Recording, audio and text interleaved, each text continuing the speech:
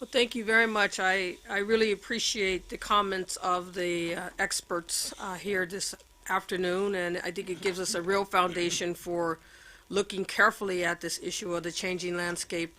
I want at this point to open the discussion for Q&A. I think you've really given us quite a lot. Valentine. Well, I am by chance, in the non-communicable disease field. And my question is obviously we have to integrate the infrastructures of communicable diseases and non-communicable diseases. And we should be very focused. Here's my question to all the speakers. There is a problem. Maybe there is no motivation to make this integration. This is my experience. Is this because there's a competition in funding, or is because we in the non-communicable diseases are non-focused? Let me just suggest that we take a few questions. If there's some related to this question, maybe a couple of people can give me two fingers and we can do that. And also, if you can put your tent, orient your tent so I can know who's asking a question next. Are there any two finger follow-ups with on Valentine's question? All right.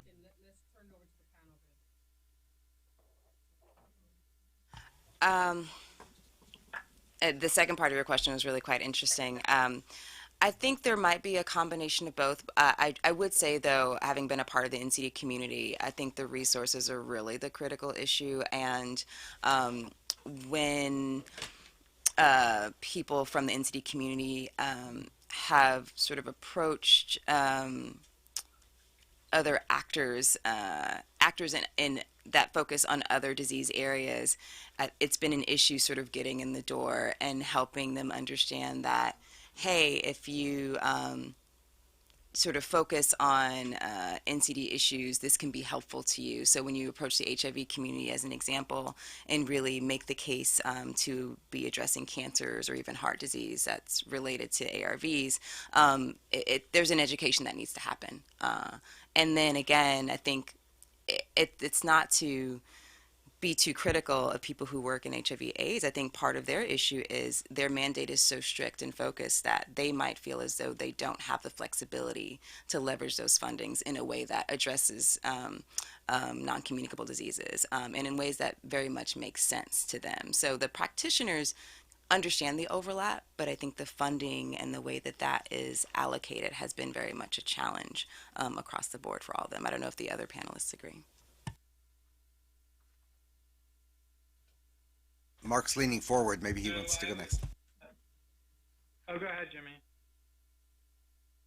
I was going to say, I hope I wasn't misinterpreted on the health systems. I think as you break it down, as both Chris and Lois did, the existing programs work on data or address workforce, address supply chain, procurement and supply chain problems, what's done in facilities versus what's done in communities. And I think all of those improvements can improve the quality of certainly infectious diseases as well as non-communicable diseases and how the health system addresses those. I do think, though, that the sense that those are things you can measure, that, as I say, just basket funds for health, I think, have had much less success, and I'm not sure that even for non-communicable diseases that they would reach those who aren't now being reached. Also, the sense of local, I do want to go back to the sense of mobilizing local resources. We had the president of Congo Brazzaville visit NIH when we had the Africa Leaders Summit here a couple years ago, and went home and now insists that they all have high blood. He and the elite in Brazzaville all have high blood pressure.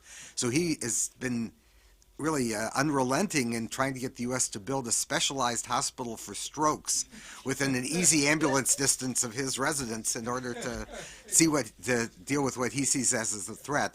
And I think we can laugh a little bit about that, but there certainly is some motivation on the part of decision makers and people who do have access in a relatively well-off country, actually, to be able to invest in some of the things that they do see as threats and to try to channel those not into this very specialized boutique facility, but to see how the system in general would deal with strokes or other non-communicable diseases from his whole community.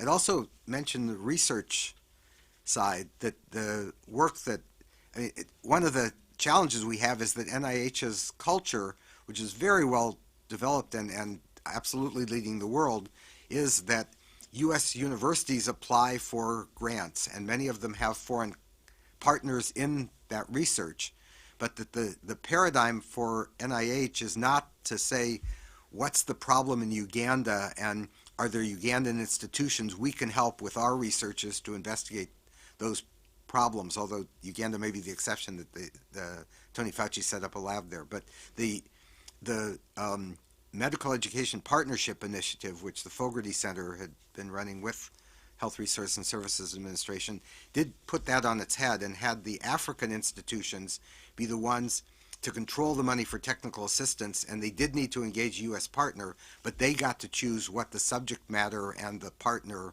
expertise were. And I think that more thinking along those lines would better integrate what they see as unmet needs in low and middle income countries. Yeah, this is Chris. If I could just jump in to build on Jimmy's vivid example. To Valentin's question, I don't think that it's that the NCD community is unfocused. I think it's that it's like trying to be the last one on a crowded elevator. Right? The approaches for mobilizing political attention and resources that have worked for polio, for immunization, for family planning, and then for neonatal health, et cetera, the elevator has gotten crowded with bespoke requests for attention driven by data and need. And it's just that there's only so much that the current budget can hold. So I think, you're, because to some extent NCDs, came late to the table in terms of demanding, resources and political attention. They're finding it harder and harder to get that in what is a constrained resource pie. And yet the jump to a more integrated health systems approach is one that feels precarious because of the kinds of examples that Jimmy gave. That if you talk about, and much of our discussion about universal health coverage has focused more on the financial protection element than on what's the characteristic of a healthcare system. That the reality is that 70% of healthcare problems can be prevented or treated at the primary healthcare level, and yet we haven't had the kind of data-driven discussion about the design of health systems and how that should drive priorities, whether it's of domestic resources, concessional funding, or ODA.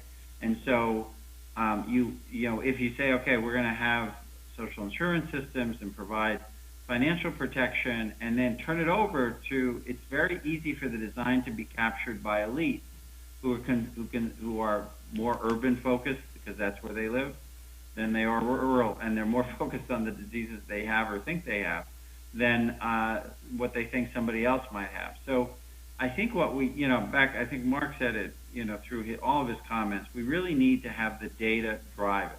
The reality is that HIV, treatment, which requires ongoing contact with patients more than many of our other vertical programs, has actually helped to develop more of a chronic care system. We need to build on that. And we need to think about, there's no question that for dallies for dollars, hypertension is up there with all of the maternal child health things that are better funded than most of the NCDs.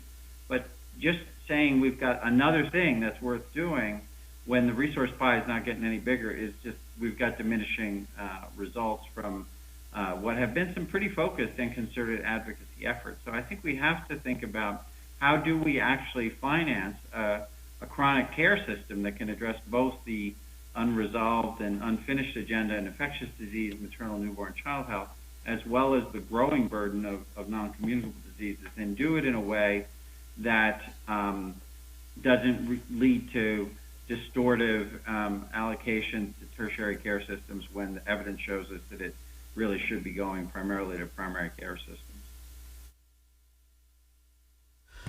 Okay, Mark, were you leaning forward to comment on this or no?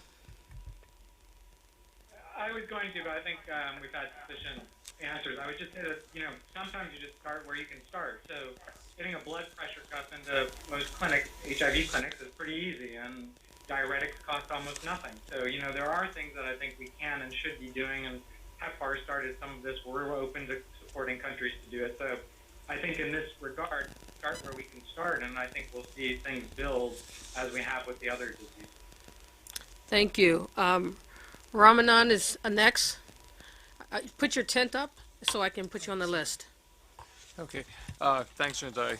Thanks. Those were extremely helpful comments from all of you. Just looking to the future, which obviously is always difficult to predict in today's environment. So the past was, if you look at the spending, it's primarily, half of it goes to HIV. A lot of it came through PEPFAR. It was not driven by, necessarily an organized process. It was driven by a commitment to a humanitarian assistance and possibly, some link to a global security threat, again from a Republican administration. But it was done in that sort of fashion. The future is probably going to be in less specific threats of that sort. It's probably going to be things that we don't even know exist, and that makes, just to perhaps a skeptical audience for what should be done on global health going forward, a more difficult sell in a sense than if we had a concrete disease with a concrete set of manifestations and impacts. So what would your advice be on how one changes how we do sort of the business of global health, primarily from a US as a donor perspective, into the next stage, where it's a very different world. It's a very different world than what motivated a lot of the global health spending in the past. I mean, it's very hard, I think, we all know that hypertension kills more people than anyone else, but it's very hard to get hypertension to have the same level of urgency that HIV did. And this is, there's always a challenge with NCDs, and these have to be, connected on an emotional level with the folks who are writing the checks. And related to that is to ask Mark this very specific question of, you sort of pointed out that we've got to go much more from sort of vertical disease-specific programs into thinking about the cultural, social context in which diseases occur. But there again, donor programs tend to be less effective at doing that stuff, rather than in very cookie-cutter, deliver this drug and nets or diagnostics to this particular space and just drop them and get out of there. So again, what is the role for U.S. external assistance in that situation where all the places where we could apply cookie cutters and get large benefits are all gone? I mean, malaria used to be, 95% of kids with fever in Africa would have malaria. Today it's about 30%. So, unfortunately, we're a bit of victims of our own success. And what would your advice be in that changed environment in terms of role of U.S. assistance? And I think it would help if the questions go to specific panelists as well. It would be very helpful. And then Skip or others on the phone, please just speak up if you want to be put on the list. So I guess my first part was for Jimmy and second for Mark. Sure. Lois had a good slide about the unknown threats, and it does. I think the last time I was in this room was to launch a program that National Academy of Medicine had with a number of other partners, Rockefeller and others, on what did we do wrong on Ebola, what should our response be? And in launching that completed report, Larry Summers was the keynote speaker, and he pointed out that over the next 50 years, we've calculated how many trillions of dollars terrorism is likely to cost the world economy and the United States. And we're already spending $100 billion a year out of U.S. government funds to combat that, as well as what private organizations are doing. The similar order of magnitude for climate change, and we've certainly pledged, the politics may have changed, but we've pledged billions of dollars for prevention and mitigation of climate change. But the order of magnitude of the amount that outbreaks and epidemics will cause the global community over the next 50 years is the same as those two threats, which we've pledged a huge amount of money to try to counteract.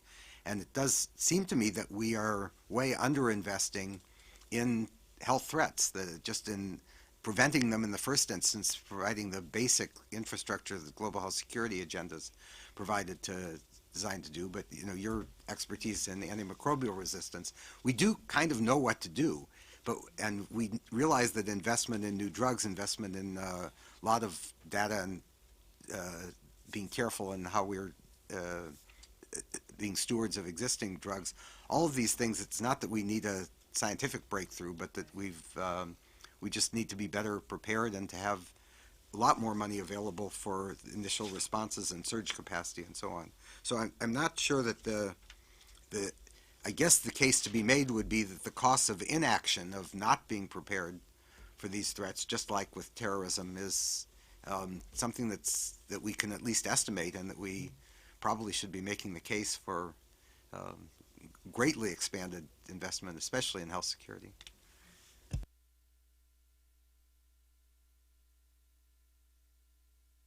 I think there was a specific question for me in there on how do things change in terms of a cookie cutter approach, and I just go back to data. So as we've refined and changed things and become less cookie cutter, it's because we have better data. So just take, I hate to keep using HIV because I can do the same thing in malaria or TB, but we just have better data in HIV. If you look in Kenya, there are actually 3 different epidemics in Kenya. There's one in the west, which is adolescent girls and young women. There's one in Mombasa, which is largely driven by MSM and people who inject drugs, and Nairobi's mixed. The rest of the country actually doesn't have a whole lot of infection. So that's very different responses in very different ways, and the way we're getting around cookie cutters is by having data. And so if you look out to the future and the role of the U.S. government, the reality is, in all likelihood, I believe, in 15 years, maybe 20, the U.S. government and anyone else is not going to be supporting large programmatic interventions in more than a handful of countries, a dozen or so fragile states and other places, because the economies will have grown enough and the type of development we do now, massive programmatic support, will largely will be significantly reduced. So then what should we be doing now to prepare for that? And to me, it's, what are the technologies, the global public goods, and I understand there's a specific definition of global public goods. By this I mean, what are online tools? What are support mechanisms? What are things that could be used? For example, we've done this with procurement systems to create an online system like Amazon for global health goods, global health commodities. There are rough equivalents, although nowhere near as neat, perhaps, for supply chain, for human resource management, for data management. What are the things that we could be creating that won't involve massive programmatic investments, but could lead to much higher quality programs? And, these are things that I think the U.S. government and bilaterals and technical agencies have particular strengths in. And if you think that way, if you think we will be in a more technology partnership role, we should start building that now, because we could actually have much higher quality programs now. We could have much higher everything now. And we get out of the cookie cutter approach if there are adaptable, good technology use things, because most technology now you can modularize very easily. The software has gotten quite sophisticated. So I think the two questions go together, and it's all driven by data and by what we could do to improve quality of programs by use of technology and innovation and capturing innovation. By the way, that relates as much to community innovation. We always think of technology, but what communities do to innovate, to use that technology, can also be captured and shared. And that can also be done in online tools. It doesn't have to be by tomes written that no one will ever read. I just wanted to add to a couple of the responses, which is to remember too, something that I continue to hear about even in these responses is around country ownership, and just remembering that we need to, continue to challenge ourselves and policymakers to really trust that countries know what's best for their communities. It's a really basic principle, obviously, in our field, but it's something we have to keep coming back to, I think. They're just common sense solutions to this problem. And I think you raised the right question. But, we're still, struggling with how to allow South Africa to address diabetes and HIV. You have folks from USAID still wondering how to implement a smoking cessation program in a TB community.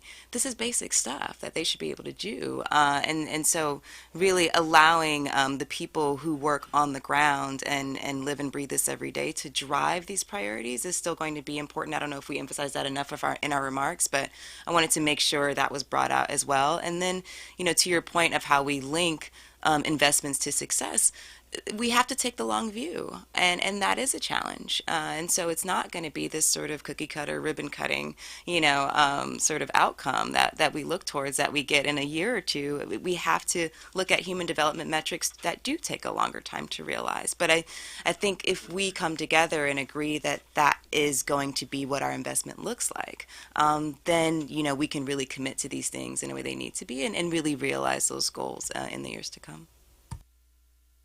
Thank you. Mike Merson? Thank you for your presentations. I'd like to hone in a little bit on the fact that our report is for the administration.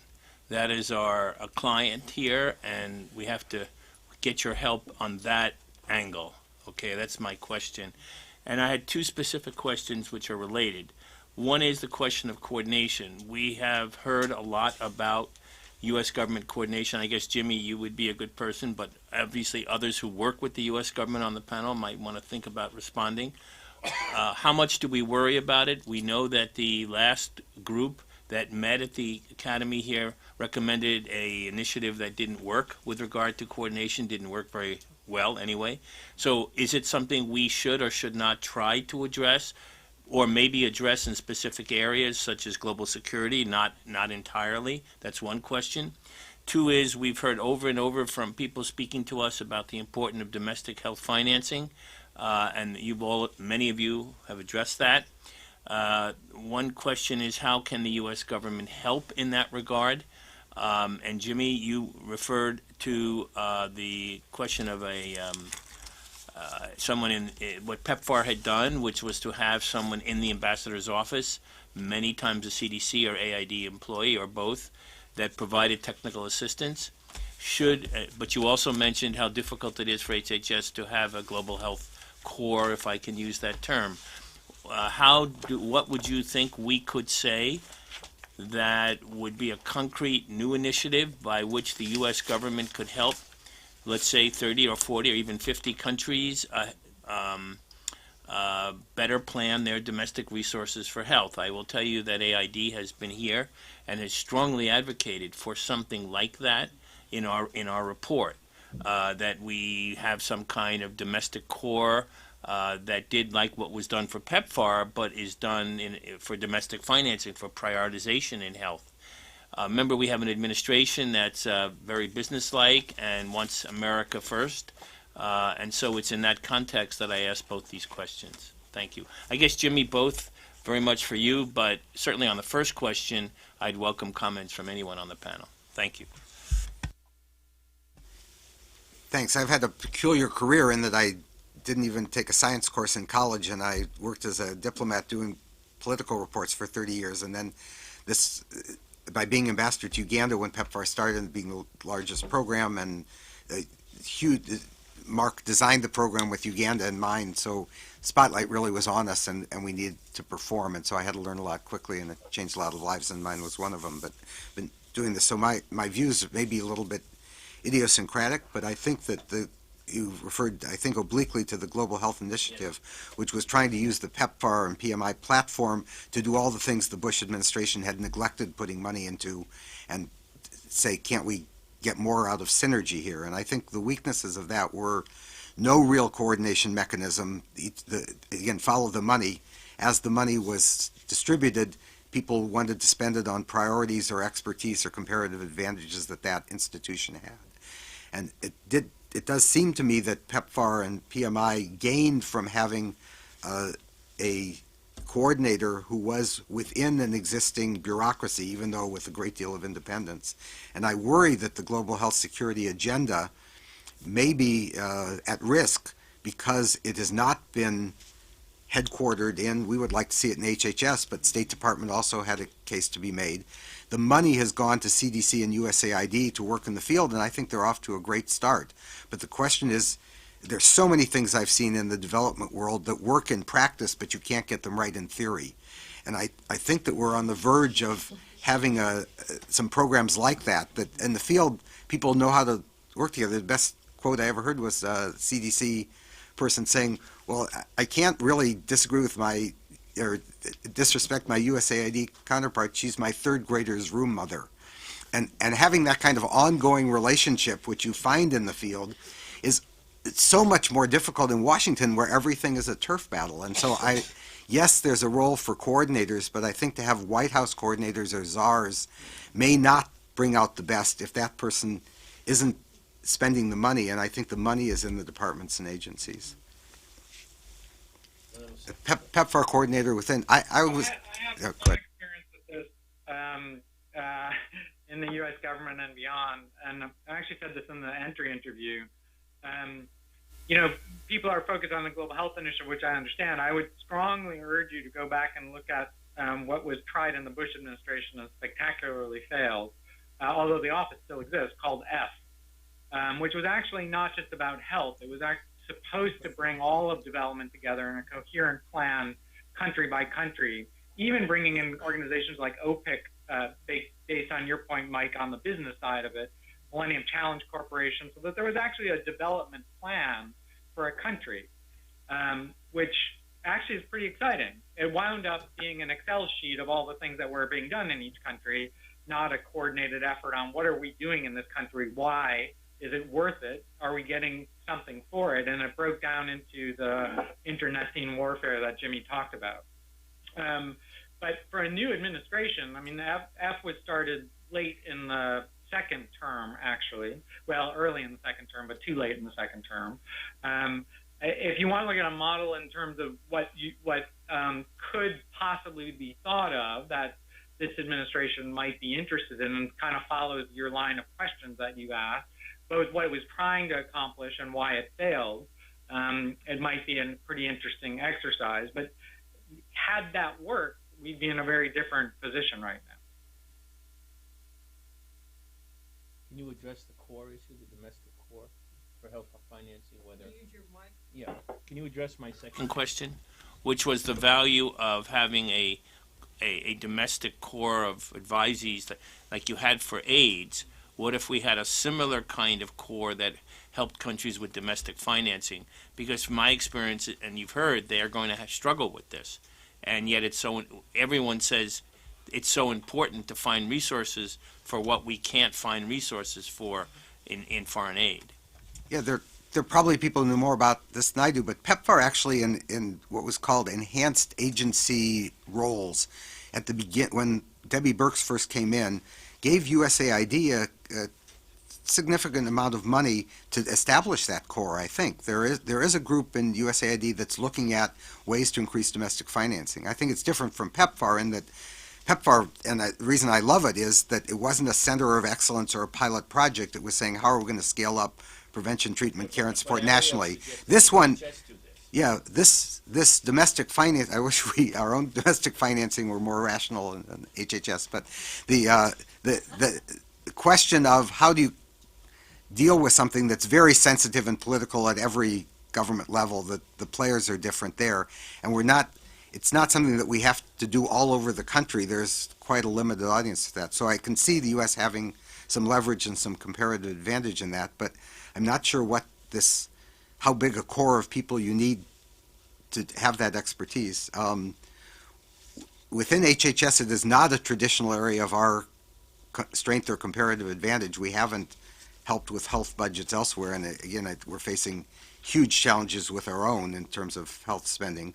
But if you come up with a good recommendation, I'm sure my successors would be eager to run with it. If you were going to create something like that, you'd probably put it in Treasury, not in USAID. I mean, the people who know domestic finance aren't USAID. It's Treasury, World Bank, and Treasury is the mechanism that works with the World Bank. So maybe you'd create it in USAID because it's a development thing. But the Treasury Department has an international international section to it. We're actually starting to work with the World Bank and IMF and others, because that's where the expertise is on this stuff. They're not development people per se. Domestic finance and how you increase it, and taxes and revenues, and that doesn't exist in development agencies. classical development agencies that exist in Treasury departments and things like the World Bank and IMF. We're actually trying to create a hub to bring us all together. But I'd be cautious about just creating an AID and think about what's the U.S. government's competence and whether or not Treasury could be involved more. Yeah, this is Chris. If I could just add to that, I know you have a session this afternoon with Mariam on the Global Finance Facility. So I would encourage you to ask her to talk a little bit about the analyses. I chair the investors group for the Global Finance Facility. And at our most recent meeting, we had a very good presentation on domestic resource mobilization from someone at the World Bank. And it is not something that is traditionally in the global health curriculum. It is tax, corruption, allocative efficiency, et cetera. So I think Mark's right about, would you build it in the multilateral banking system or in Treasury? But the exception is that I think there's a different angle. When we think about domestic resource mobilization, we often default to thinking about governments allocating their own funds through co-financing or other mechanisms. The reality is the principal source of domestic resources for health are out-of-pocket expenditures by poor people. And so there's actually a lot of things that can be done in terms of innovations in the delivery system that actually look at how people are currently paying for their health care. Because in many countries, 70% of the health expenditure comes right out of the pockets of very poor people, not their governments, not their donors. They don't have donors. Right? It comes from their friends and family. And so there are innovations in private sector healthcare delivery, looking at the public-private mix of delivery services for primary care as well as for the secondary and tertiary care that often proves catastrophic in terms of pushing people into poverty. So I think there's a whole set of government allocated efficiency, taxation issues that are probably better dealt with in the banking system for concessional finance, and the UK, for instance, has a big program of technical assistance to governments on getting their tax policies correctly. But there's a lot that I think we can do within the health sector about how to improve and prevent people, it's part of the universal health coverage agenda, how to prevent people from going poor, paying for their own health care, because that's where most domestic resources for health come from, is out of their pockets. Is this a two-finger one? In a way. No, it's not then. Particularly since I'm next on the list. Mine is almost a two-finger, which is, the first question that I had builds directly on Mike's question. It's actually Mike's question, but I didn't feel that you gave a sufficient answer, so I'm going to come back to it again, which is on the interagency coordination. And that is obviously a big part of every administration.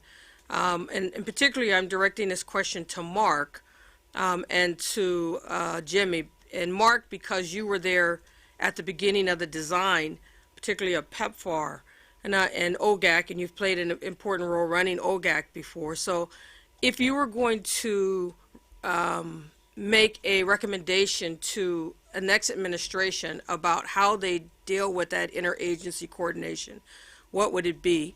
I remember being in the Roosevelt room during the Mother-to-Child Prevention Initiative when Andrew Natsios and Tommy Thompson had a drag-out fight in front of the president about whether USAID or CDC was going to carry out this program.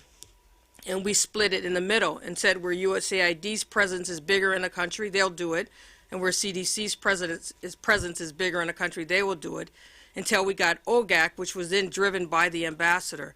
And so, Jimmy, my question to you is, how essential, is there a way to translate that interagency in the field coordination through the point person of the ambassador that can almost make the fights that are inevitable in Washington meaningless in terms of effective delivery in country? And then my question to Lois and to Chris is flip flip the question, and our mandate is about the global health and the future of the United States. Make global health the dependent variable in many ways, and how does the United States fit into what's happening globally, and how are our actions in Washington or even through the embassy, how can we make it more relevant and more meaningful for us, more relevant to the people in the countries where we're affecting them because of just the size of America, but also more meaningful for us in terms of our understanding that the United States is just a little piece of the world. And we only have a little amount of time left, so I know I've asked a lot of questions. So you can answer them briefly, but specifically. Yes, Mark. So, Genda, good question. I can't remember where you were when F was getting started enough, if you were at State or if you were still at the White House. But I really do think had F succeeded, that was the right model, that is what should have been done. Deputy Secretary responsible for development with a mandate to bring the pieces of development together, including global health. Because health is related to the other pieces of development, as you just pointed out, and it's a complex thing. And if we don't pull them all together country by country, I really don't think it's going to work. So I would actually go back to the intent of F, even though it didn't work, and learn from why it didn't work. And some of us lived through the painful day-to-day of that. But if we could be made to work, which I think it could, there's no reason it can't. In the same way that PEPFAR, everyone said couldn't work, we made it work. It just wasn't implemented well. For a variety of reasons, that is actually the way to do it. So if I had to make a recommendation to this administration, it would be to look at that model, look at the intent of the model, and implement it, but implement it better. Thank you. Great. No, thanks for mentioning the role of ambassadors. It absolutely transformed my life, because I think I realized right away that this was a great opportunity to show where ambassadors could be. The buck stops at embassies with ambassadors, and the agencies do work together if they're given some rules and just said, this is what we're expecting, and you make a presentation and hash out the differences, again, with a group for whom the relationship to each other means something. It's not just each issue is a one-off winner. And one of the things that the Office of Global Health Diplomacy at the State Department has done, it's not realized, I think, its potential in many ways, but they have had seminars for outgoing ambassadors and deputy chiefs of mission, and most of them have sat through those sessions. I think I've probably been to 30 of them already, and I don't think there's a single one where the reaction of the ambassador being briefed was, I had no idea how much was going on in the health area. And we do, in the PEPFAR-focused countries, now involve the ambassadors very directly, and there are only a few of them that say, well, even though this is 80% of my budget, I'm only going to give it 10% of my time because we're a security relationship or something. I think almost all of them have come around to say this is an ambassadorial level issue. We also have, though, only 6 countries where we have health attachés, and HHS, the health policy questions, I think, are growing. The integration not only of what HHS itself does, but somebody who can work with the country team, with states, environment, science, technology, and health officers, but has the technical expertise. These are technical experts, and those, we have them in China, India, Brazil, South Africa, Mexico, and Geneva. And the work just with WHO, I mean, we could easily need a position in Brussels to work with the EU on similar questions, ASEAN, where so much is going on in terms of health security and non-communicable diseases. So increasing our ability to have members of country teams, but who are health policy experts in addition to being able to coordinate some technical expertise from HHS, ways to do that. Thank you very much. I'm not sure if Chris had a chance to hear your question for the two of us, but I'll go ahead and try to answer it first. When it comes to the U.S. role, which is going to be even more relevant for this administration, obviously, really coming back to the mantra that the world is flat there's nothing that we've talked about today, none of the priorities that we've addressed today, really we're sort of safe from as a country. And I don't say that to be fear mongering at all. I say it to mean we are touched by each of these issues that we're talking about. And so bringing that out in your report, I think, would be a really important thing, especially, for people in the administration who might not be aware of how U.S. citizens are touched by everything from NCDs and communicable diseases to these other sort of emerging threats. And there's plenty of data also to back up not just that the fact that we're affected in terms of health outcomes, but also the impact economically.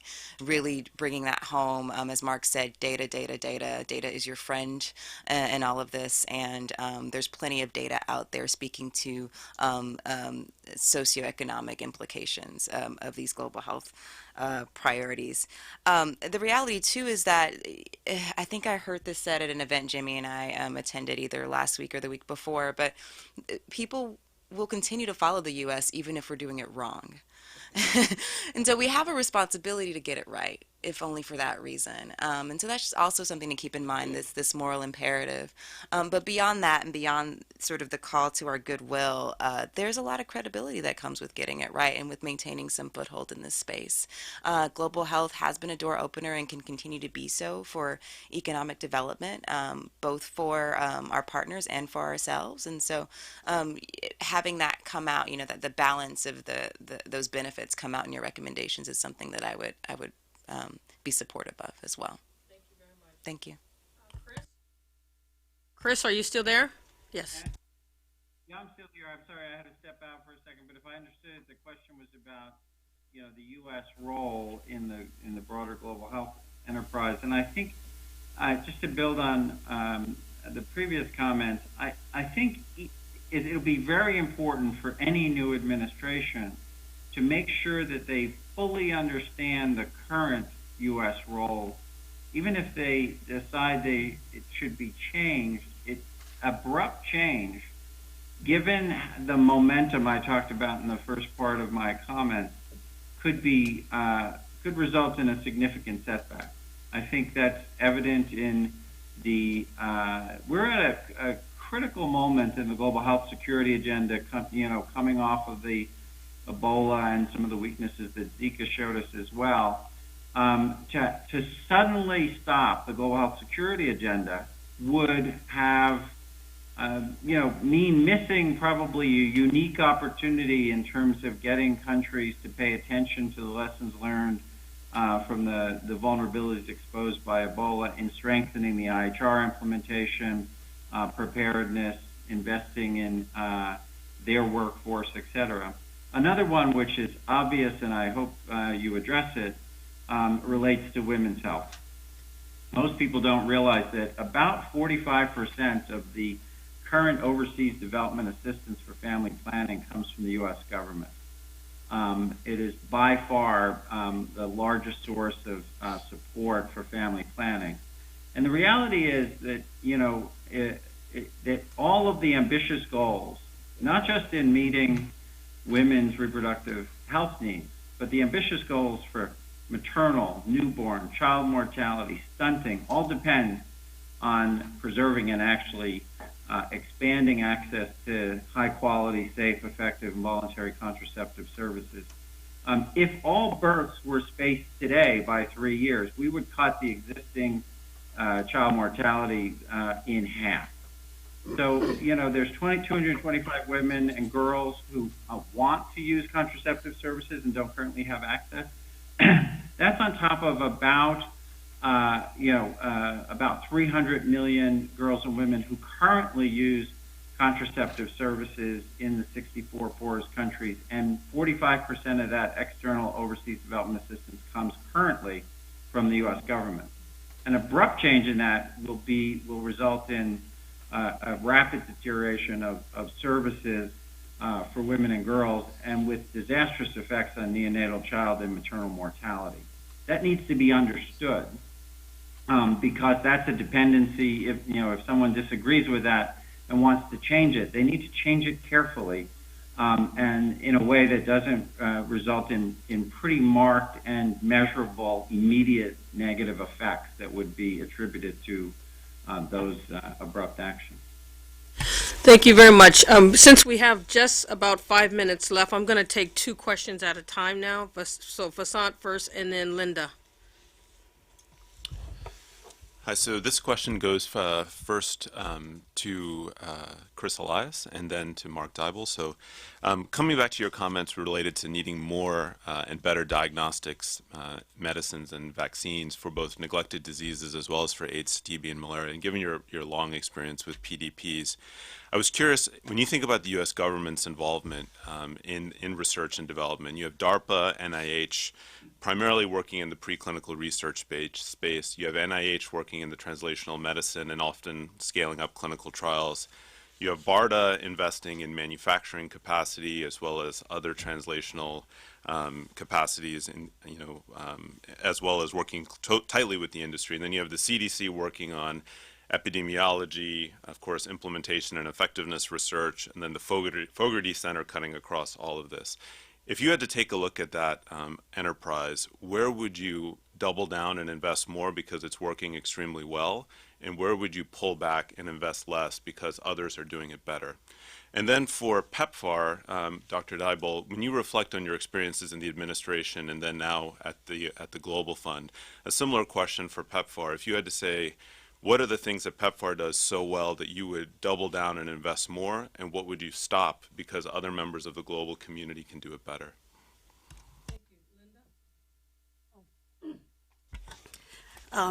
I was going to ask the question about the health system strengthening, because coming from outside, and I'm not in this community at all, so all these things are new, and I can see so many priorities, and clearly there need to be prioritization. And I also hear, and I agree with the remarks on the importance of that primary care, preventative care infrastructure, both domestically and internationally, and I think I'm here because of the potential role of digital technology can play in this whole area. So with an outsider view, it seemed to me that there's a place for really investing in an infrastructure, for lack of a better word, that framework that allow you to address ultimately the individual as a person and not just their AIDS or their pregnancy or their chronic disease problem. And that apply both in the developed country as well as in the low-income country, I would say. And also deal with the workforce shortage in a new way. And in some way, I think it would make health system strengthening a little bit sexier than what it might seem, because there's a whole huge technology industry that we can tap into, and that may also link to how to finance it in a public-private partnership way. So, that was a thought that I wanted to get your feedback on in terms of how we should, or whether these kind of thinking should go into the recommendation in this report. Thank you. And did you ask the specific people your question? Yes, I was actually all 3 of them. I was specifically talking to Lois. You talk about in terms of return on investment. The role of U.S. in global health is really about helping the people in the underdeveloped country, and the challenge, Jimmy, on the health system transformations and strengthening, and Chris, obviously, your point on primary care system. Just before Peter and Leah, you guys are no longer on the list. No. That's correct. Okay, so Juan, why don't you ask your question as well? And then they can take all 3, and that will conclude and go to lunch after that. Are you sure? I'm positive. You're the cleanup act here. Well, I want to go back to the analogy of the elevator. I always feel like the guy who never got into the door. And my question goes to Lois and to Mark, because they were the 2 speakers who brought up something bigger than the disease itself. In other words, integration and the anthropological phenomena of disease seems to be the things that will allow other people to get into the elevator. I am saddened to see that people laugh because the president of Congo wants to have a decent hospital in their country. We want every country in the world to have a decent hospital, whether it's a stroke or not. And that goes back to the effect of global surgery, anesthesia, and the provision of care that is going to be part of a developing world. If AIDS is going to end and everything else is going to get better, then we better be prepared to help them in health issues that this country has that take for granted. So that's my point. Thank you. Jimmy, why don't we start with you? You can answer the questions that were asked of you. Okay, it was health system. I'm going to give Mitch a chance because I've dominated our space. Well, just one thing. I think that just to build on what was said before, we really need to be. Our future, I think, is focusing more on technical assistance and less on funding and programmatic. What is classically looked on as development work. And as part of that, I think it's going to be critical that we expand our work in not just focusing on low-income countries, but in middle-income countries and even upper-income countries. The whether or not you're classified as a middle-income country does not mean that you automatically do not need or want technical support from the United States. And if you look at where the threats are, I think it's critical that we would be ignoring them at our peril. It's critical that we continue to work and expand our work with the middle-income countries. And I think, Zika, flu, you could go on about where that's apparent. And the more that the one thing that's going to be very difficult is the more that you focus on technical assistance and more broad-based support, the more difficult it is to measure success. And I know we talked about it a little bit. And also the more difficult it is to attribute success to your dollar. And so that's something that I don't know exactly how to solve that, but that's something that we've come across as we try to, expand our technical assistance. But doesn't that get into the point, Lois, you raised about really enabling and empowering the local community to build their capability to sustain the efforts? And I think it's a matter of coming up with the right measure to demonstrate that impact. And that impact, you're right, is not going to be short term. In fact, we want it to be a sustainable impact that had greater investment. And I think that's the kind of infrastructure that allow us to not just amplify the impact, but leverage what's been built there to deploy, whether it's HIV clinic, I think Mark is saying, and putting blood pressure cuffs on it. That's great, but we also need to think about how to retrain those people, and it shouldn't stop at blood pressure. So how do you build an infrastructure underneath it so you're not just doing one thing, and then the next time you start all over again? Next, okay, so yes. I'm trying to think of where to start. I do think in terms of harping on this integration piece, it does come back to the system and to having those system components and metrics be locally defined. I also think, Mitch raises the right point around whether or not change and progress can be attributed to specific investments. And that's the shift I'm trying to get all of us to make, is really being able to pool our resources and then track our resources in a way, and this is uncomfortable, right? But, can, even just looking at bilaterals, can the U.S. come together with other countries to say, okay, if we come together and make this investment and track these metrics, we can still celebrate that success jointly without knowing exactly it's a U.S. dollar, British pound, whatever. Obviously that's, I think that was the premise behind the Global Fund and other initiatives like that. So it's harder, but I think that's where we have to go, arguably, if we're really going to address these changes systematically. So that would be my thought around, again, around health system strengthening, and I think it relates to your comment, Juan Carlos, about how we create the space for new conditions. We absolutely have to get away from just doing something because of Ebola, just doing something because of NCDs, just doing something because of AMR, and it will continue to take some time for us, and there are other people who have come before me, trying to figure this out. But I will continue to try and press for health system strengthening, because I do think it's a good way forward. With regards to technology, thank you for raising that as well, Linda. Yes, also to that comment, absolutely, technology provides an interesting opportunity for practitioners and for the private sector. I think Jimmy and Mitch could speak to this in terms of surveillance and data gathering on the ground. At the very least, we should be able to improve data and registries. in countries, and I think that's a great application of technology. Also, though, let's not forget the value of patient-reported outcomes, which does often get forgotten. And so, just both from an institutional and an individual perspective, I see the value of technology being implemented. In addition to this idea of telemedicine, and even in the most simplistic ways, having an SMS of showing someone's lesions or other reported symptoms, tracking stockouts.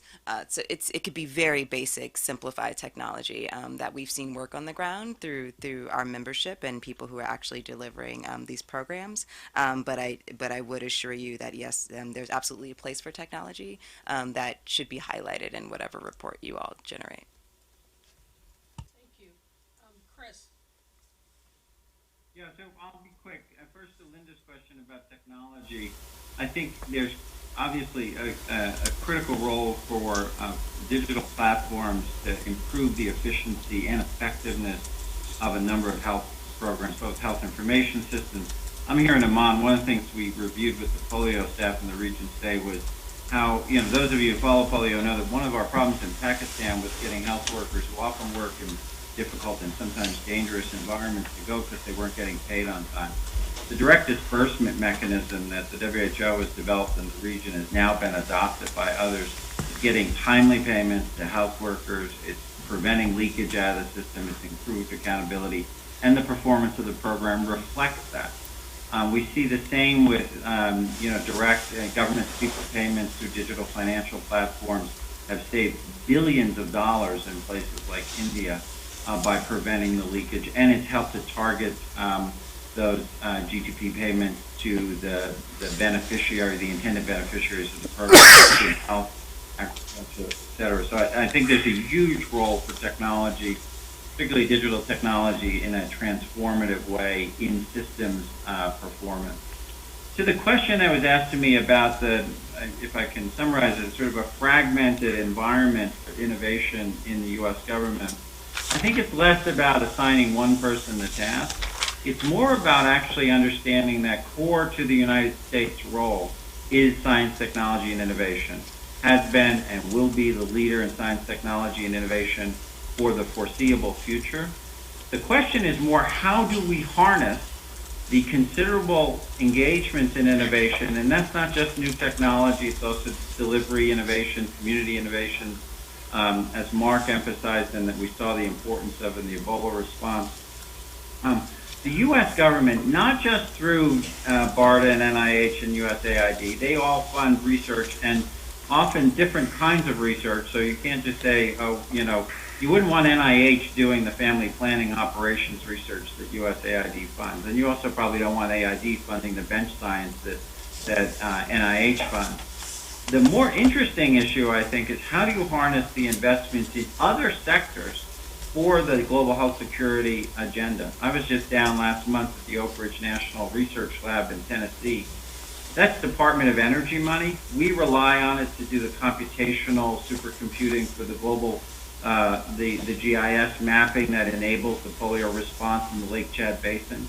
There are assets, and there will be assets in science, technology, and innovation throughout the U.S. government that need to be harnessed for common purpose for global health and development. I think that's been happening a bit better in the last decade than it had historically when it was even more siloed.